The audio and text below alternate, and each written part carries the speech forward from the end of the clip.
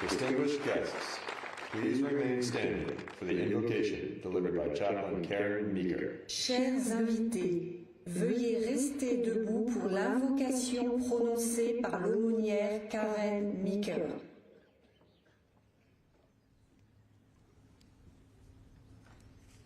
Let us bow our heads in humble reverence and solemn remembrance. Let us pray. God, when you needed someone to defend freedom, you made a soldier. When you needed someone to fight tyranny, you created a Marine. When you needed someone to protect the skies, you made an airman. When you needed someone to guard the seas, you made the sailor, and to patrol the shores, the Coast Guard. When you needed to send someone brave and true, it has always been and always will be the men and women of the armed forces. When the world needed heroes, you called the greatest generation to courage, and their answer still echoes in the soul of the nation. Shine your eternal light upon those whose gravestones encircle us as silent sentinels, reminding us of the price of liberty. Comfort with your abiding presence those who mourn empty tables and empty chairs, of those who gave their best hopes for our brighter tomorrows. Be our witness, O God, as we stand on this hallowed ground, consecrated in blood, that we will be devoted to the preservation of peace with the same determination as these here who fought fourscore years ago. As storm clouds gather on the horizon once again, rise up, O God, the next greatest generation, to meet every challenge with an unbreakable resolve to do what is right and good in your sight, not counting the cost, but weighing the unfinished work of freedom, a vision where all people can pursue the life to which you have created them. May it be so, I pray, in your holy name. Amen and amen.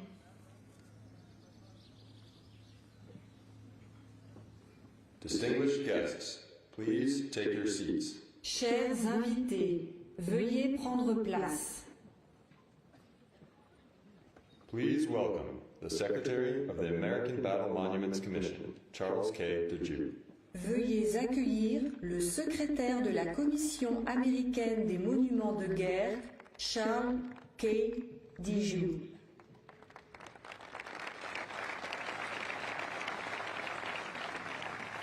Thank you. President and First Lady Biden, President and Madame Macron, ladies and gentlemen, welcome to the American Battle Monuments Commission, Normandy American Cemetery. Bonjour à tous et bienvenue. D-Day is the hinge of history.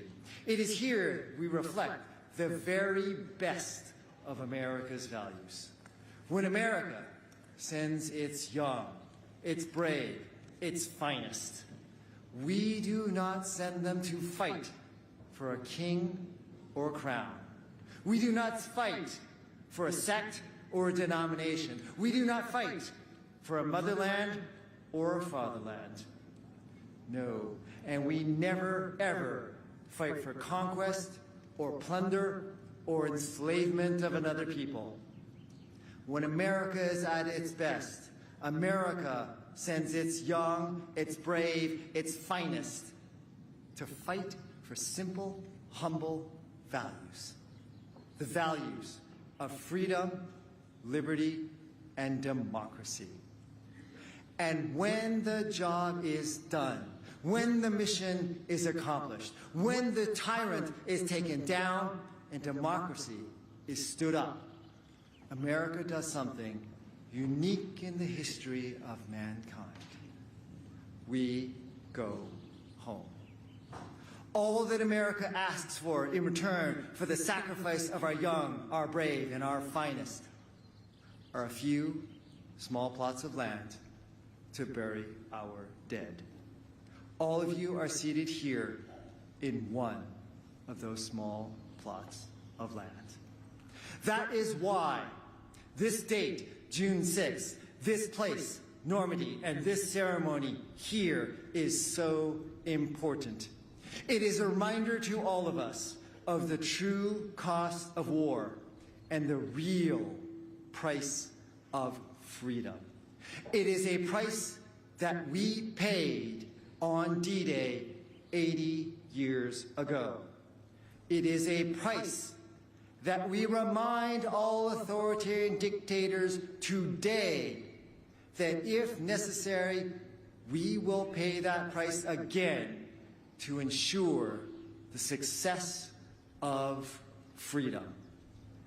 And that is ultimately why France knows, the United States knows, and we know.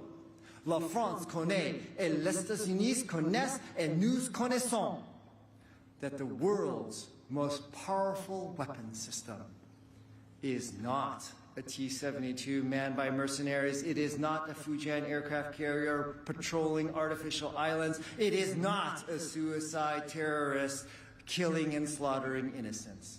No. The world's most powerful weapon system was, is, and shall forever be a free people willing to fight for freedom. Ladies and gentlemen, thank you for coming here. Thank you for remembering here. Thank you for renewing your faith in freedom. Je vous dis merci beaucoup. May God bless each and every one of you, France and the United States of America.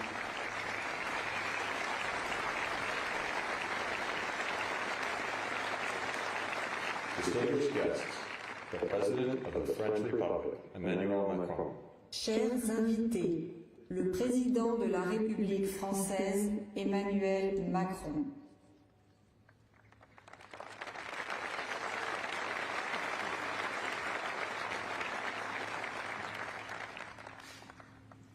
Monsieur le Président des États-Unis, cher Joe Biden, Madame la Première Dame, Dr. Jill Biden, Mesdames et Messieurs, en vos grades et qualités, Messieurs les combattants du débarquement, chers vétérans, Mesdames et Messieurs,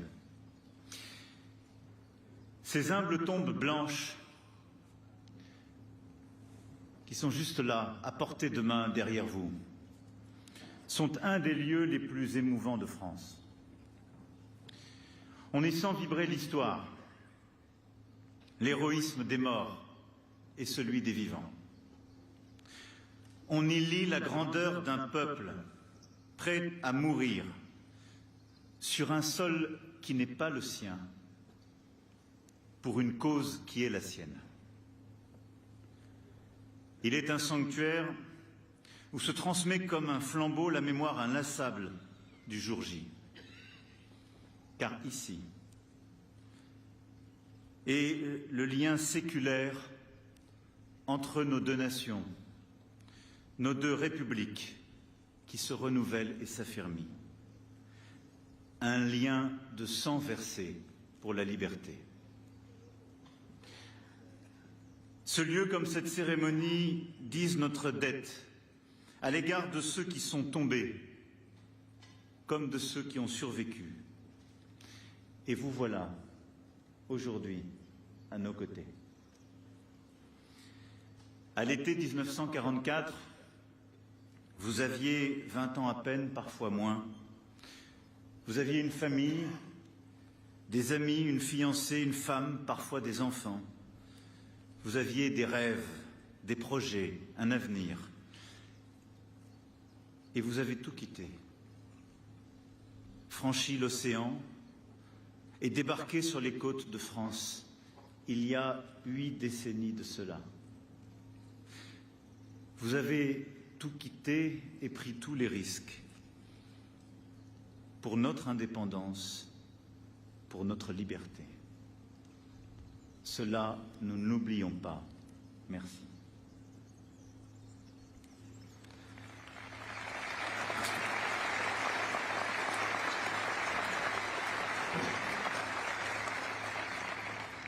Vous êtes venu ici et vous avez rejoint notre guerre pour y faire basculer l'histoire. Oui. Vous êtes venu ici, Mr. Hilbert Margol, débarqué à Marseille en janvier 1945, remontant l'Europe de la Provence à la Pologne, jusqu'à ce jour dramatique où, avec votre frère jumeau, Howard, vous avez découvert les charniers de Dachau. Vous êtes venu ici, Mr. John Wardle, fantassin auquel votre courage a valu une blessure à Jürgenwald, en Allemagne, en pleine bataille. Vous êtes venu ici, Mr. Robert Pedigo, pour combattre avec votre escadrille de Saint-Laurent à l'Allemagne. Vous êtes venu ici, Monsieur Calvin Scheiner, qui avait participé à l'opération Dragoon depuis le sud de la France et passé les derniers mois de guerre à réparer nos hôpitaux, nos voies ferrées, nos routes. Vous êtes venu ici, Monsieur Edward Berthold, devenu avec vos 35 missions de combat un véritable fléau des nazis, dont vous bombardiez inlassablement les centres névralgiques, tout comme Edwin Cottrell, pour qui j'ai une pensée aujourd'hui et qui aurait dû être des vôtres. Vous êtes venu ici, Monsieur Dominic Critelli, pour libérer le continent où vous étiez né. Et vous, Mr. Bill Casassa, avec cette force d'âme exceptionnelle qui vous a permis de tenir 171 jours de combat continu face à l'ennemi. Vous êtes venu, Mr. Victor Chaney,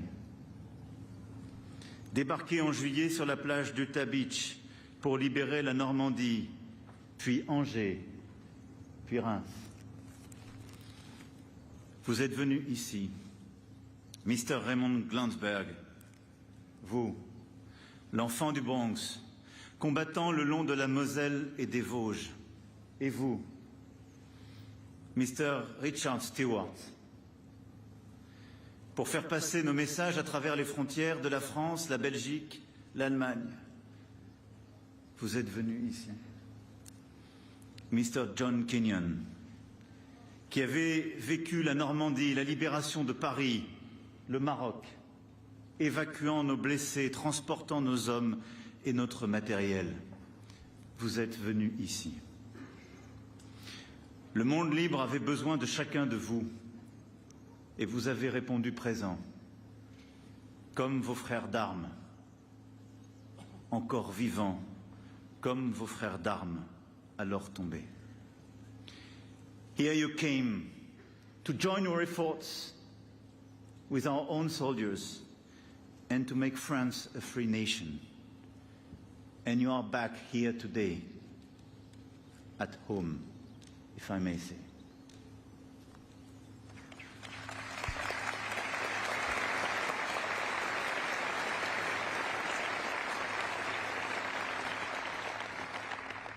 Rangers, lead the way. Telle fut l'exclamation de Norman Cotta, sous le feu de la mitraille à ses hommes, sous la pluie d'obus. Vous êtes venus ici, alors vous voilà à jamais chez vous, sur le sol de France, et nous n'oublions pas. À vous, hommes de la Great Generation, de nous enseigner à notre tour à être grands, à lutter pour la paix et la liberté du monde. À nos côtés, vous avez fait cette guerre et nous l'avons gagnée. Alors pour vous qui êtes là, et pour vos camarades qui ne le sont plus, et dont vous portez la mémoire en ce jour, pour votre bravoure au service de notre liberté, j'ai l'honneur de vous remettre les insignes de chevalier de la Légion d'honneur. Merci.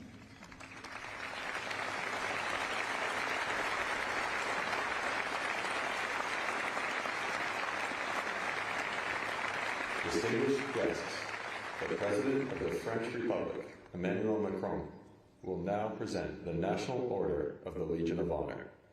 Established in 1802 by Napoleon Bonaparte, the Legion of Honor is France's highest decoration and recognizes eminent services to the French Republic. This distinguished award to these American veterans acknowledges their service and participation in the liberation of France during the Second World War. Chers invités, le président de la République française, Emmanuel Macron, va maintenant présenter l'Ordre national de la Légion d'honneur. Créée en 1802 par Napoléon Bonaparte, la Légion d'honneur est la plus haute décoration française et récompense les services éminents rendus à la République française. Cette distinction décernée à ces vétérans américains reconnaît leur service et leur participation à la libération de la France pendant la Seconde Guerre mondiale.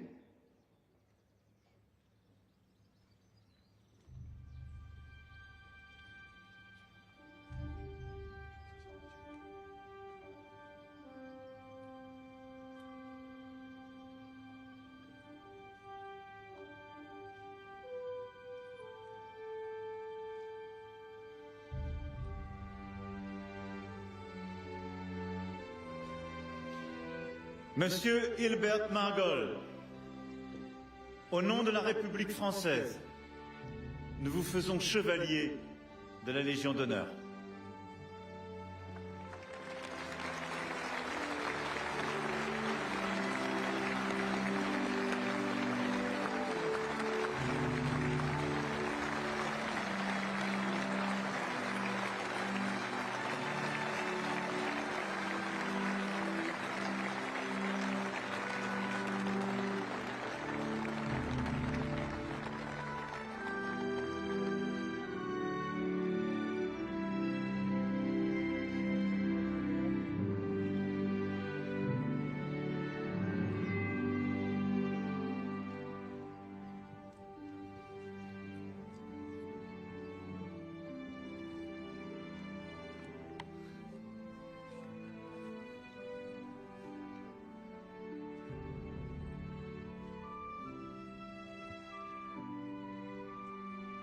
Monsieur John Wardle, au nom de la République française, nous vous faisons chevalier de la Légion d'honneur.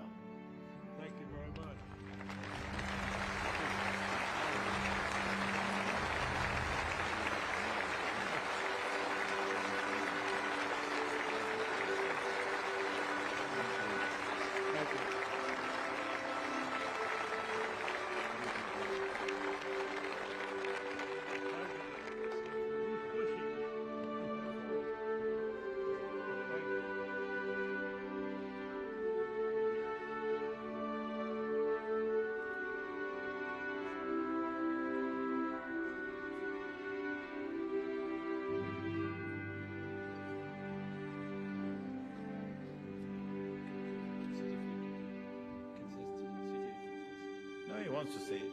He wants to stand.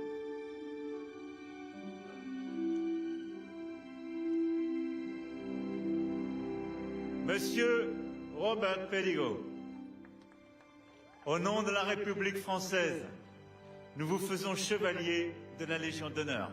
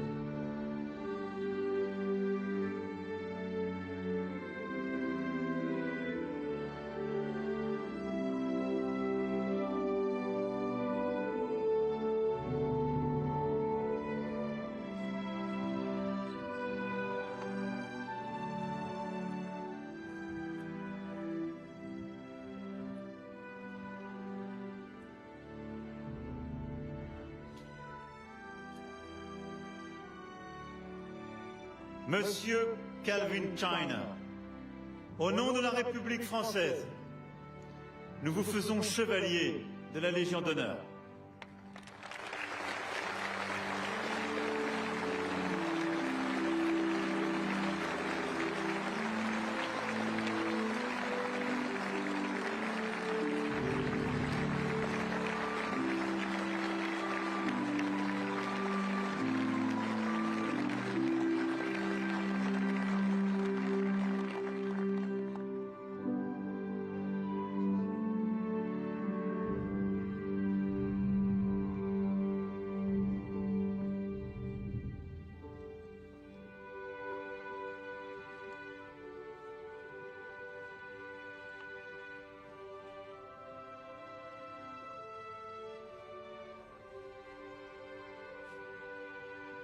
Monsieur Edward Berthold, au nom de la République française, nous vous faisons chevalier de la Légion d'honneur.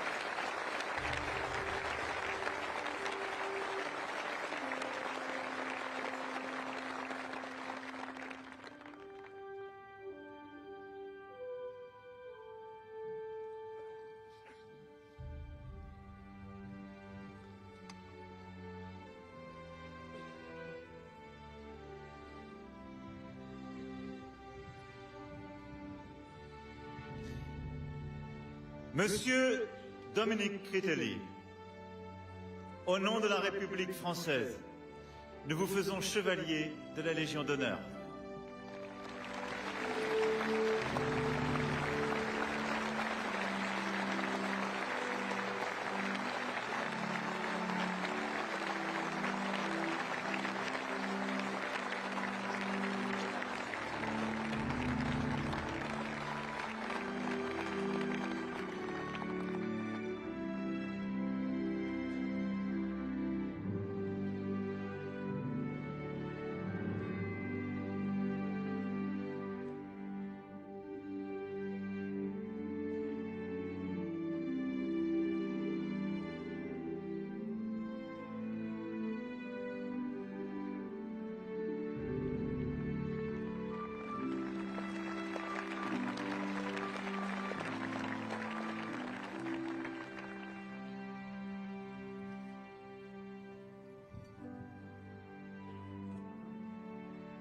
Monsieur Bill Cassasa,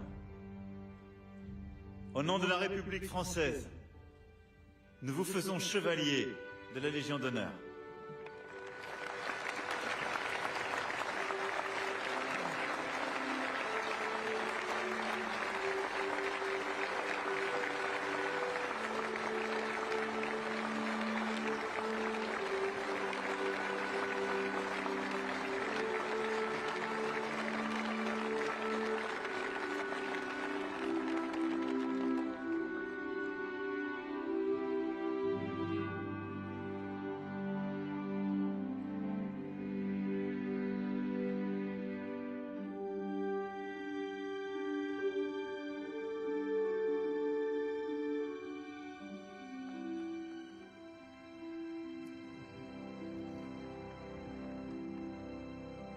Monsieur Victor Channing, au nom de la République française, nous vous faisons chevalier de la Légion d'honneur.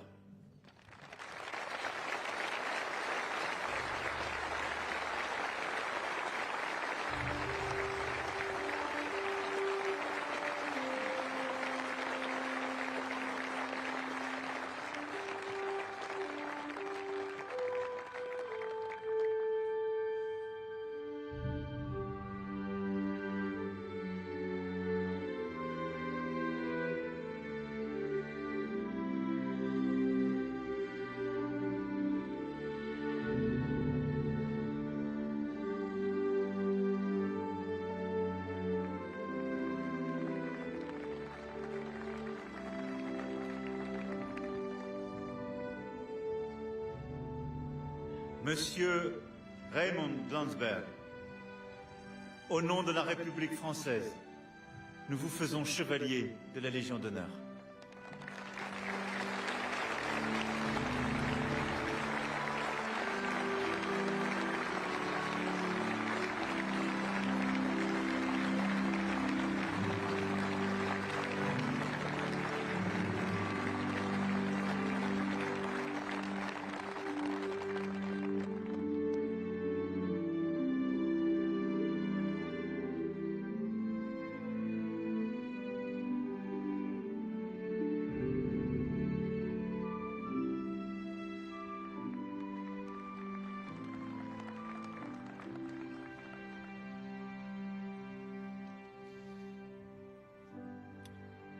Monsieur Richard Stewart, au nom de la République française, nous vous faisons chevalier de la Légion d'honneur.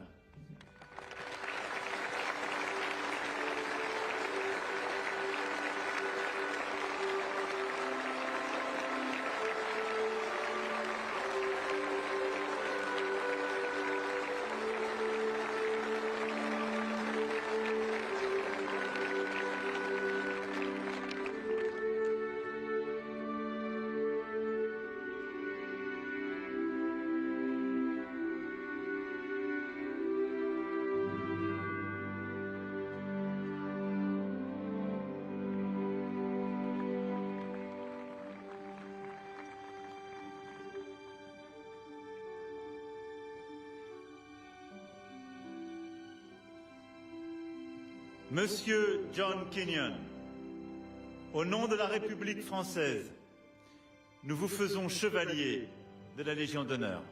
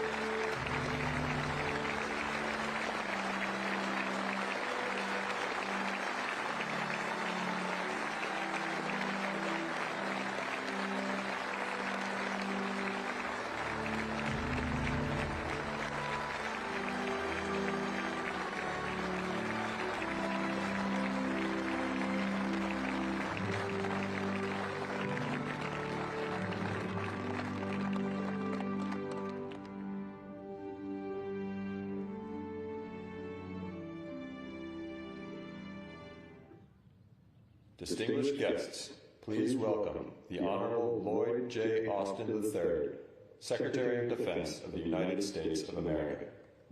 Chers invités, veuillez accueillir l'honorable Lloyd J. Austin, troisième du nom, secrétaire à la Défense des États-Unis d'Amérique. President Biden, Dr. Biden, President Macron, Mrs. Macron, distinguished guests, ladies and gentlemen, and above all, the veterans of World War II. I am honored to stand again at this hallowed place.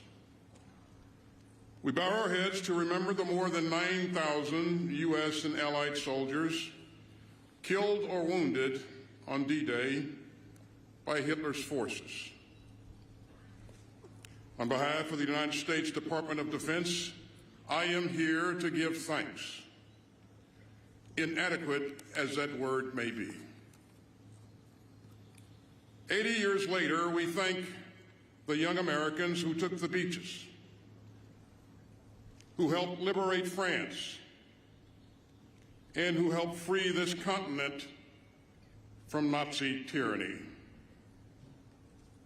We thank every Allied warrior who fought for freedom on June 6, 1944. And we thank the American and Allied veterans who have rallied once more on the shores of Normandy. Victors of D-Day, we are humbled by your presence. The young Americans who fought through the clamor and the chaos on D-Day have grown old or left us. And whenever a veteran of D-Day is gathered to his maker, in the fullness of time, after a long life lived in freedom, he wins a final victory over Hitler. You helped defeat what Churchill called a monstrous tyranny never surpassed in the dark, lamentable catalog of human crime. And you laid the foundation for a more just, free, and decent world.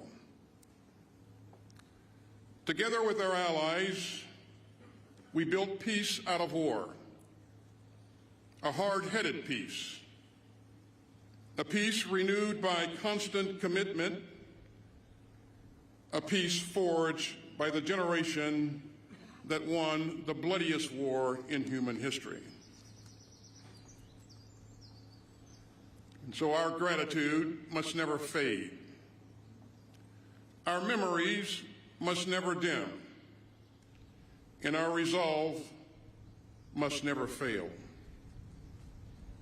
We still seek a world where aggression is a sin, and where human rights are sacred, and where all people can live in freedom. And so we must rally again to defend the open, post-war world of rules, rights, and responsibilities. Those rules protect us. Those rights define us. And those responsibilities summon us once more. At this hinge in history, we must again stand firm against aggression and tyranny. And as I said here last year, if the troops of the world's democracies could risk their lives for freedom then, surely the citizens of the world's democracy can risk our comfort for freedom now. So let us again uphold the spirit of D-Day. Let us again defend the principles that the Allied armies carry. And let us again thank the heroes of D-Day who kept freedom alive for us all. You saved the world.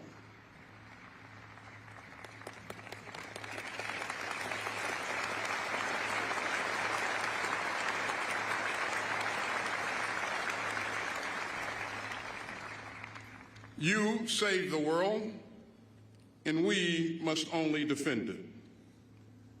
Gentlemen, we salute you.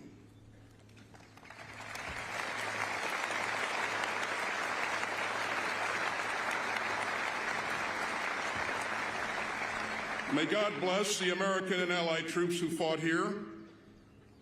May God bless the United States of America, and may God bless all who cherish human freedom. Thank you.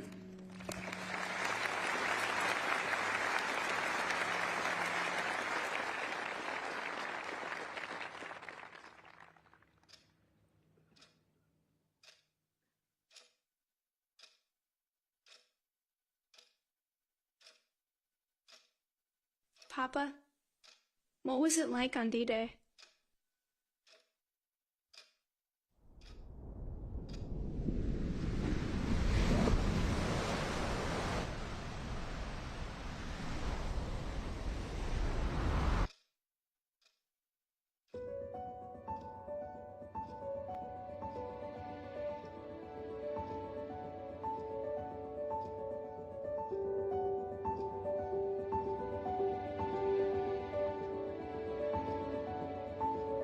We had no idea what we were going to do or where it would happen, but it was the beginning. It was a very decisive battle for us because our mission was to establish ourselves on the beach.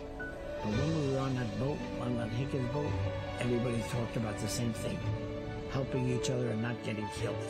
We started up this sandy area, and there were hundreds of men inside.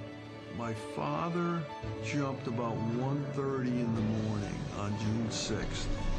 The plane was too low, it was too fast, the fire coming up was so thick, it was like you could walk on it. It wasn't something that we had ever seen before in all of our training. I always have said that there was the power of my mother's prayers that saved me that day.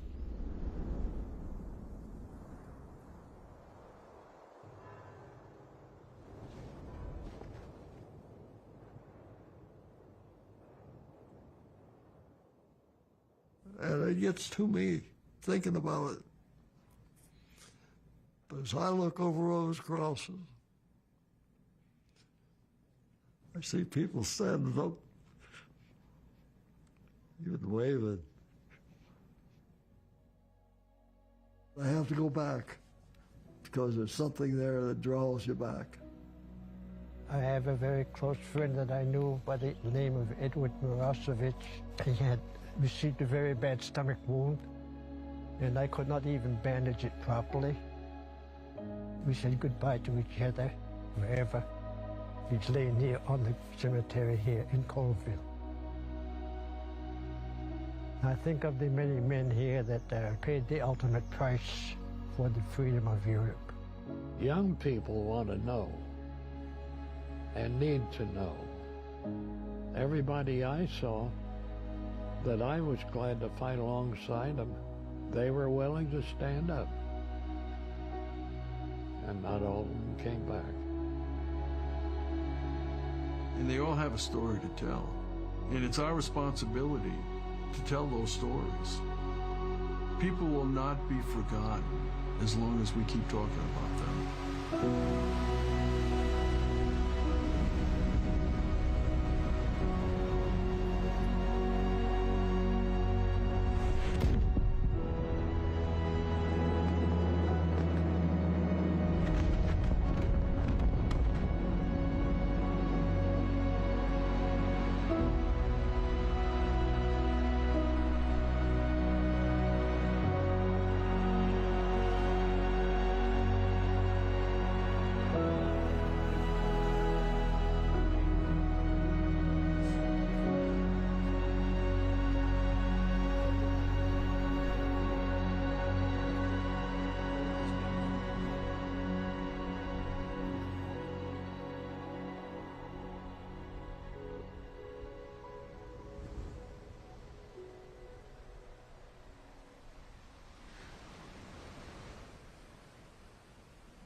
I am not a hero, I just did my job. The real heroes are laying here on the cemeteries. These are our heroes, and we should never forget them.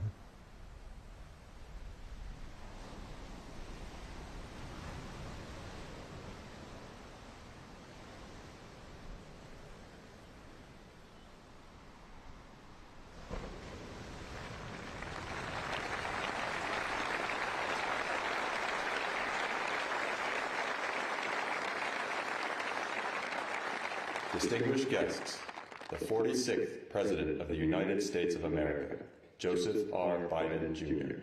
Invité d'honneur, le 46e Président des États-Unis d'Amérique, Joseph R. Biden, Jr.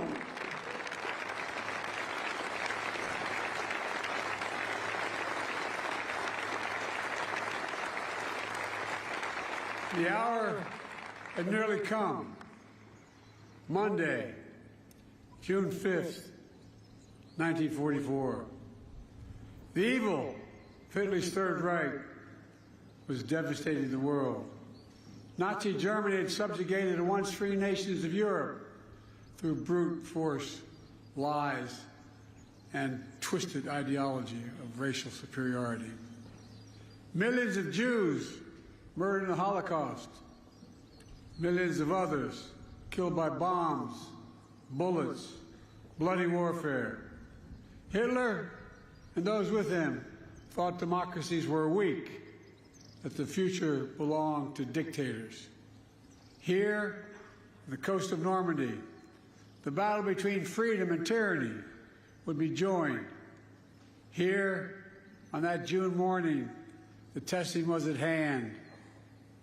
President Macron, Mrs. Macron, Secretary Austin, Secretary Blinken, distinguished guests, most of all, our honored veterans who met that test at the ages, a test of ages to that moment, 80 years ago today.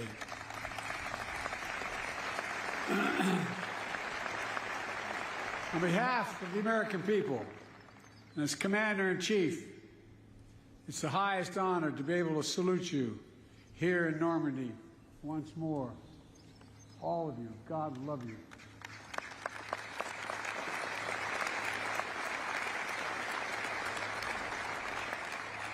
Winston Churchill called what happened here, quote, the greatest, most complicated operation ever, end of quote. After years of planning, Operation Overlord was ready to launch just as soon as the weather turned. Across the choppy English Channel, the Supreme Commander of the Allies, Dwight D. Eisenhower, waited. The largest force ever of its kind, built by 12 nations. Men, guns, planes, naval craft of every description waited. The world, captive and free, waited. Finally, Eisenhower's forecaster said there was a window in the weather. It would open briefly on Tuesday, the 6th of June. The general weighed the options and gave the order. At dawn, the Allies would strike. The great crusade to free Europe from tyranny would begin. That night, General Eisenhower drove to the English town of Newbury to visit paratroopers of the 101st Airborne. There were men from all over America. It was estimated that 80% of them would be killed within hours. That was the estimate. But they were brave, they were resolute, and they were ready. One soldier told General Eisenhower, quote, "Don't worry, sir. The 101st is on the job. Everything will be taken care of." That's what he said. And because of their courage and their resolve, because the courage and resolve of their allies, it was taken care of. From the sea and sky, nearly 160,000 Allied troops descended on Normandy. Many, to state the obvious, never came home. Many survived that longest day, kept on fighting for months until victory was finally won. And a few, a notable band of brothers, are here with us today. Kenneth Blaine Smith is here. On that day, under heavy artillery fire, he operated a rangefinder and radar on the first American ship to arrive at Normandy's coast, providing direct gunfire support for the Rangers scaling the cliffs of Pointe du Hoc on their daring mission to take out the German batteries. Bob Gibson is here. He landed on Utah Beach about 10 hours after the invasion began. Bullets flying everywhere, tracers lighting up the sky. Bob drove an M4 tractor with anti-aircraft gun mounted on top, providing critical protection for the infantry against the German Air Force. On that day, and for many days after, he continued. Ben Miller is here, a medic with the 82nd Airborne. At 3 a.m. on June 6th, he and 13 other medics flew over the channel in a rickety glider. Its wings were ripped off by giant poles that the Germans buried halfway in the ground to stop them from landing. They crashed, but they survived. And they did their duty, dragging injured soldiers to safety, treating wounds, saving lives while the battle raged.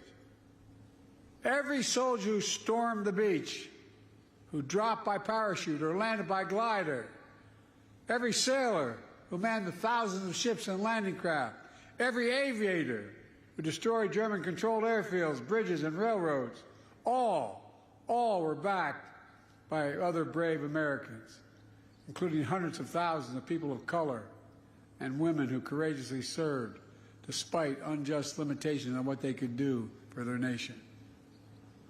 Lewis Brown is here, part of the Red Ball Express, a truck convoy made up of mostly African-American drivers. They landed in Normandy in the wake of D-Day. They rushed supplies to the rapidly advancing front lines. Woody Woodhouse is here, members of the legendary Tuskegee Airmen, who flew over 15,000 sorties during the war.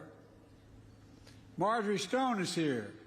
She enlisted in the women's branch of the Naval Reserve, became an aircraft mechanic, spent the war keeping American planes and pilots in the air. Theirs has always been the story of America. Just walk the rows of this cemetery as I have. Nearly 10,000 heroes buried side by side, officers and enlisted, immigrants and native-born, different races, different faiths, but all Americans. All served with honor when America and the world needed them most. Millions back home did their part as well. From coast to coast, Americans found countless ways to pitch in. They understood our democracy is only as strong as all of us make it together. The men who fought here became heroes, not because they were the strongest or toughest or were fiercest, although they were, but because they were given an audacious mission, knowing, every one of them knew, the probability of dying was real. But they did it anyway.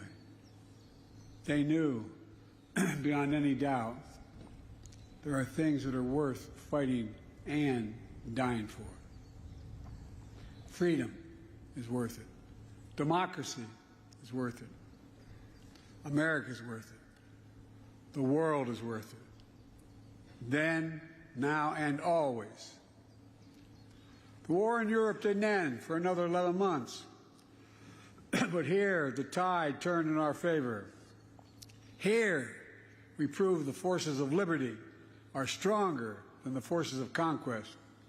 Here, we proved that the ideals of our democracy are stronger than any army or combination of armies in the entire world.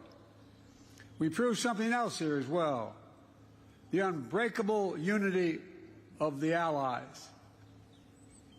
Here with us are men who served alongside the Americans that day, wearing different flags on their arms, but fighting with the same courage for the same purpose. What the Allies did together 80 years ago far surpassed anything we could have done on our own. It was a powerful illustration of how alliances, real alliances, make us stronger. A lesson that I pray we Americans never forget. Together we won the war. We rebuilt Europe, including our former enemies. It was an investment in what became shared and a prosperous future. We established NATO, the greatest military alliance in the history of the world. And over time, you got it, it is. And over time, we brought more nations into NATO, the NATO alliance, including the newest members, Finland and Sweden.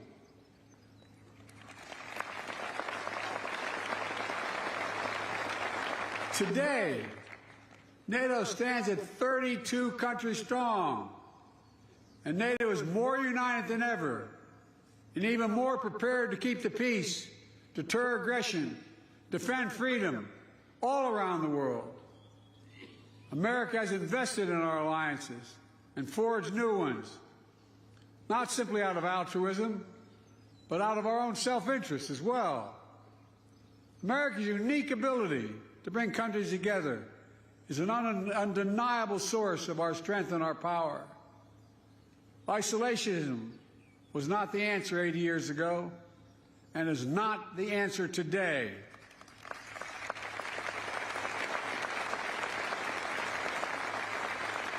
We know the dark forces that these heroes fought against 80 years ago. They never fade. Aggression and greed, the desire to dominate and control, to change borders by force, these are perennial. The struggle between a dictatorship and freedom is unending. Here in Europe, we see one stark example. Ukraine has been invaded by a tyrant bent on domination. Ukrainians are fighting with extraordinary courage, suffering great losses, but never backing down.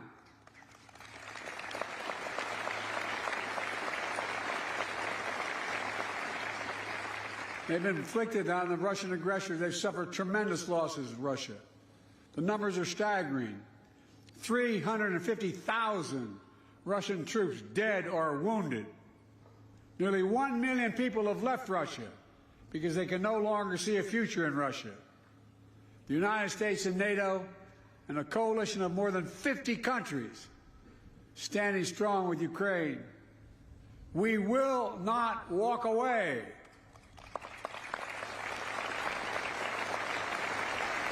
Because if we do, Ukraine will be subjugated, and it will not end there. Ukraine's neighbors will be threatened. All of Europe will be threatened. And make no mistake, the autocrats of the world are watching closely to see what happens in Ukraine, to see if we let this illegal aggression go unchecked. We cannot let that happen. To surrender to bullies, to bow down to dictators, is simply unthinkable.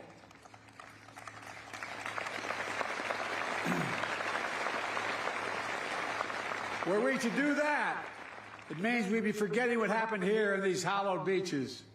Make no mistake, we will not bow down. We will not forget. Let me end with this. History tells us freedom is not free. If you want to know the price of freedom, come here to Normandy. Come to Normandy and look. Go to the other cemeteries in Europe where our fallen heroes rest. Go back home to Arlington Cemetery.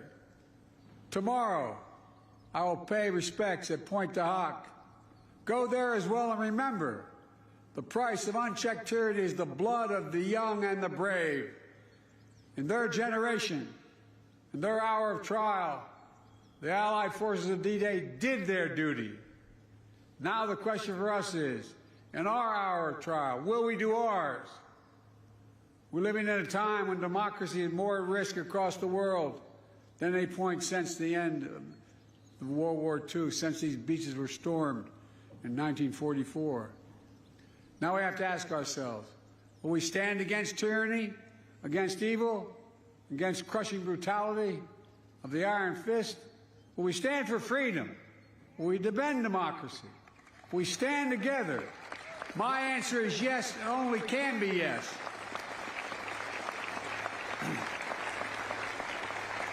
We're not far off from the time when the last living voices of those who fought and bled on D-Day will no longer be with us. So we have a special obligation. We cannot let what happened here be lost in the silence of the years to come.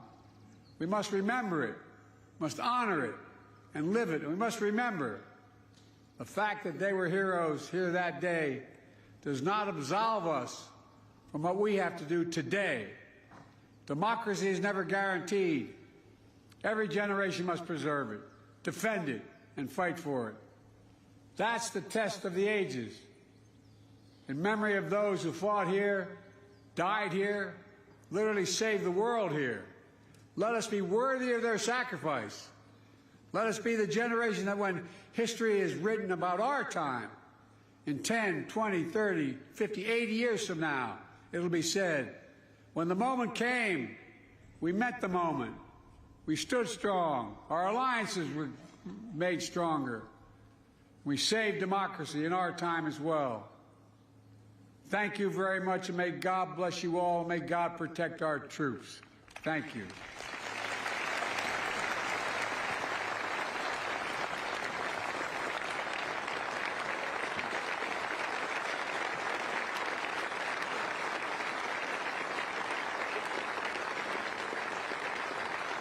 Distinguished guests, in honor of the veterans gathered with us today and those commemorated at this hallowed ground, Lieutenant Commander Catherine Miyamasu will now read the watch. Chers invités, en l'honneur des vétérans réunis avec nous aujourd'hui et de ceux qui sont commémorés dans ce lieu sacré, la capitaine de corvette Catherine Miyamasu va maintenant lire The Watch, la garde. Detail! Attention!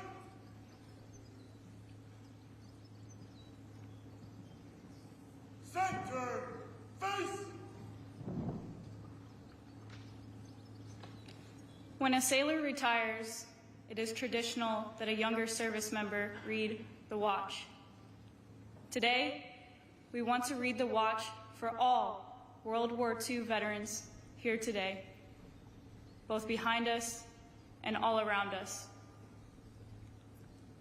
80 years ago, these sailors stood the watch. While some of us were in our bunks at night, these soldiers stood the watch. While some of us were in school learning our trade, Marines, airmen, and coasties stood the watch. Yes, even before some of us were born into this world. The men behind me and their brothers and sisters who lay before me stood the watch. In those years, when the storm clouds of war were seen brewing on the horizon of history, they stood the watch.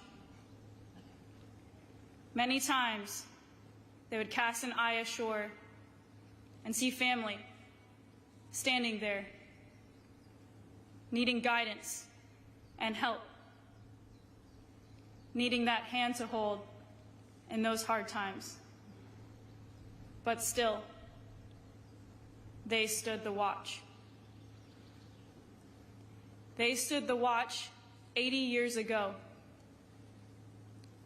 They stood the watch so that we, our families, and our fellow countrymen and women can sleep soundly in safety each and every night, knowing that these veterans stood the watch.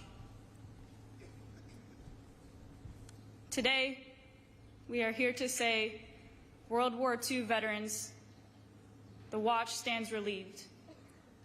Relieved by those you have trained, guided, and led. American World War II veterans, you stand relieved. We have the watch. Present! All!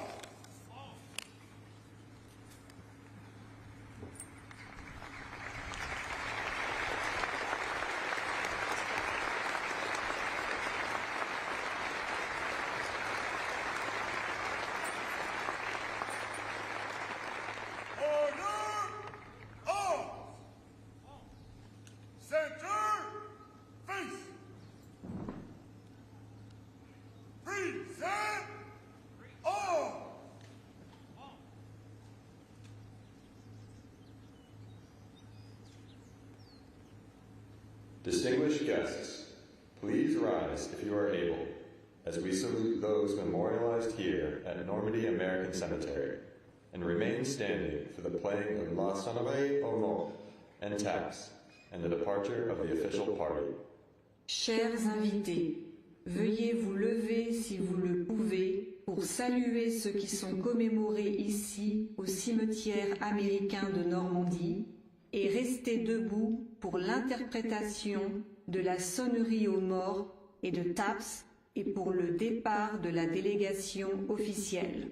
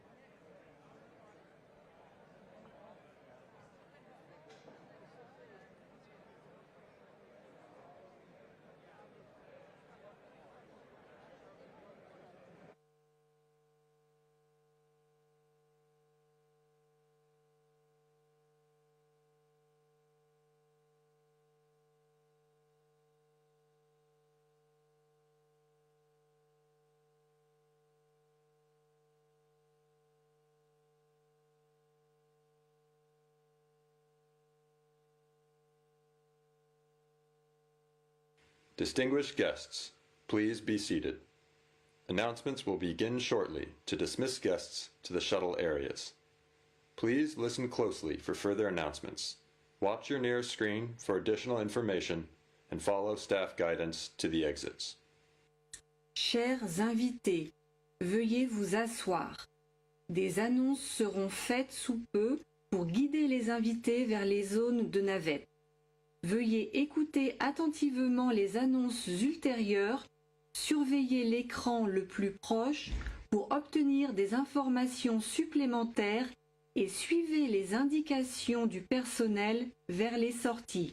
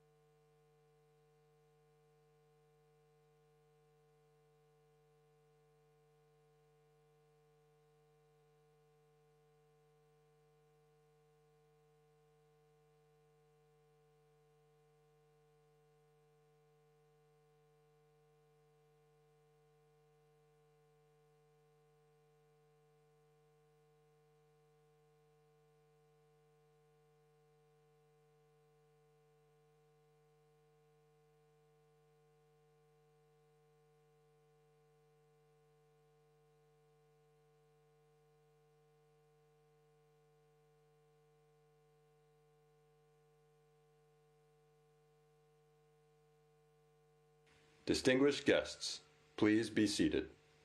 Announcements will begin shortly to dismiss guests to the shuttle areas. Please listen closely for further announcements. Watch your nearest screen for additional information and follow staff guidance to the exits. Chers invités, veuillez vous asseoir. Des annonces seront faites sous peu pour guider les invités vers les zones de navette. Veuillez écouter attentivement les annonces ultérieures, surveillez l'écran le plus proche pour obtenir des informations supplémentaires et suivez les indications du personnel vers les sorties.